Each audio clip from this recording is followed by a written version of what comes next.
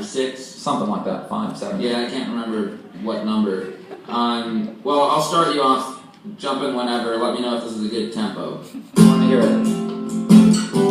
How was that? Is that too fast? Maybe a little slower, please. This is a new one. Okay, good. Well, just jump in. Okay, here we go. East of Thailand, south of China, is a country called Vietnam. They fought for centuries to free themselves from the Chinese. They wanted independence for so long. They were free 900 years, then there came a time of tears when Vietnam was conquered by the French. Made to slave in French plantations under Western exploitations that they've not forgotten ever since. A student there called Ho left his Vietnam to go become a cook for European sailors. He lived in Harlem, London, and France, and he got a first-hand chance to see the Western world's successes and its failures. After World War I's collapse, as the world redrew its maps at the treaty meeting in Versailles, Ho attended pleading they give Vietnam its freedom, but they wouldn't even let him try. Ho knew the USA had been a colony one day, and he admired the way they had fought before him. But he saw now only communism stood up for colonies' freedoms, while the capitalist world just ignored them. So Ho began communist studies and recruited other buddies. He wrote articles that reached back home. He kept organizing on the move until the chances might improve to get the French to leave for Vietnam alone. Then in World War II's events, when the Germans beat the French, France's colonies were taken by Japan. So Ho returned to Vietnam after decades being gone. It was time to fight for real, not just to plan. Now organizing from within, with his new name Ho Chi Minh, independence forces started growing faster. And then when World War II wrapped up and the Japanese were crushed, Vietnam at last had no more foreign master. So Ho Chi Minh declared a new free country then and there, quoting America's own words of independence.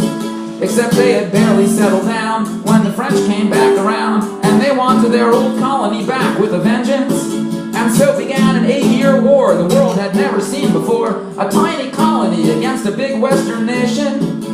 And the USA, for shame, loved independence just in name. We funded France to fight this liberation. Cause you see, in 1949, the communists had won in China, so the US wanted Europeans in control there.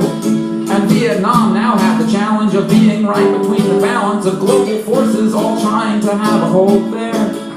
Then, unbelievable but true, in '54 Dien Bien Phu, France was beaten. Vietnam was free in triumph. And the guy in charge on France's side even committed suicide when he realized little David really beat Goliath. But the powers in the West would only compromise at best. They said, Vietnam can have its own elections, but first you're gonna have to wait 2 years. And right now, to calm our fears, we'll cut the country into temporary sections. So the communists can have Hanoi, but the US will employ this corrupt guy named Diem to run Saigon. But if the voting had gone forth, it would have won things for the North, so Diem wouldn't let the vote go on.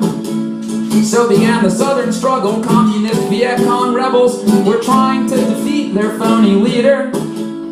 And the North helped out a lot, but when Diem did get shot, it was by his own army because they didn't like him either. The US was desperate for a reason now to send our big armies in, so we lied, we'd been attacked in Tonkin Gulf. And the guy in charge of those naval wars was the dad of Jim Morrison of the Doors. It's true. Anyway, that's how the US got more engulfed. But if they're communists, who cares? Why are we even there? Those valid questions nagged at the US, while meanwhile all the communists just repeated the same way France had been defeated, a total commitment to fighting off the West. And when Ho Chi Minh was dying at the age of 79, he knew the US involvement soon would break.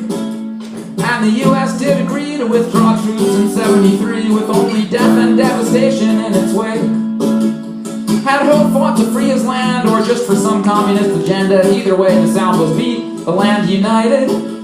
That communistic land reform kept upheavals going on, with landlords killed and properties now redivided. But then by 1986 the policies began to switch to incorporate more Western-style economics.